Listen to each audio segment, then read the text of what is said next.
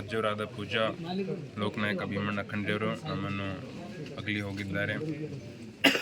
ನಮ್ಮ ಪರಿವಾರ ಅಷ್ಟೇ ಅಲ್ಲ, ಇಡೀ ನಮ್ಮ ಭಾಲ್ಕಿ ತಾಲೂಕು ಇರ್ಬೋದು, ನಮ್ಮ ಬೀದರ್ ಜಿಲ್ಲೆ, ಇಡೀ ರಾಜ್ಯದ ಜನತೆ, ಭಾಳಷ್ಟು ಜನ ಇವತ್ತಿನ ದಿವಸ ಈ 3 ದಿನಗಳಲ್ಲಿ ಬಂದು ಅವರನ್ನು ಅವರು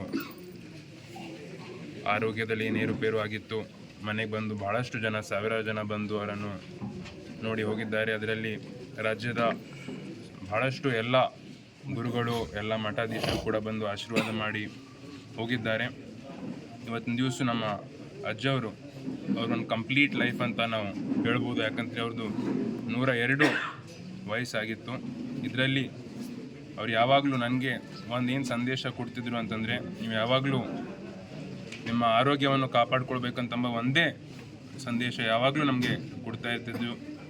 ಅವರು ಏನು ವ್ಯಾಯಾಮ ಮಾಡಿರಿ, ಎಕ್ಸಸೈಸು, ಯೋಗ, ವಾಕಿಂಗ್ ಮಾಡಿರಿ, ಅವ್ರೇನು ಆಹಾರ ತಿಂತಿದ್ರು, ಹಣ್ಣು ಹಂಪಲು, ಅವರೇನು ಉಪವಾಸ ಮಾಡ್ತಿದ್ರು, ಇದನ್ನೆಲ್ಲ ಅವರು ಯಾವಾಗಲೂ ನನಗಷ್ಟೇ ಅಲ್ಲ, ನಮ್ಮ ಅಣ್ಣ ಇರ್ಬೋದು, ಇಡೀ ನಮ್ಮ ಪರಿವಾರಕ್ಕೆ ಅದೇ ಯಾವಾಗಲೂ ಹೇಳಿ ನೀವು ಆರೋಗ್ಯವನ್ನು ಕಾಪಾಡಿಕೊಡ್ರಿ ಅಂತ ಹೇಳ್ತಾಯಿದ್ರು.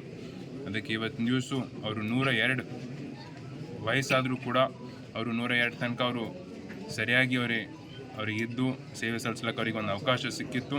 ಅದಕ್ಕೆ ಇವತ್ತಿನ ದಿವಸ ನಾವೆಲ್ಲರೂ, ನಮ್ಮ ಪರಿವಾರ ಇರ್ಬೋದು, ನಮ್ಮ ಜಿಲ್ಲೆ, ರಾಜ್ಯದ ಜನತೆ ಎಲ್ಲರೂ ಈಗಾಗಲೇ ಎಲ್ಲ ಫೋನ್ ಮುಖಾಂತರ ಫೋನ್ ಹಚ್ಚಿ ಅವರು ಹೇಳ್ತಾ ಇದ್ದಾರೆ ನಮಗೆ ಭಾಳಷ್ಟು ದುಃಖ ಆಗಿದೆ ಅಂತ. ಅದಕ್ಕೆ ಇವತ್ತಿನ ದಿವಸ 10:50 ಗಂಟೆಗೆ ಅವರು ನಮ್ಮನ್ನು ಅಗಲಿ ಹೋಗಿದ್ದಾರೆ.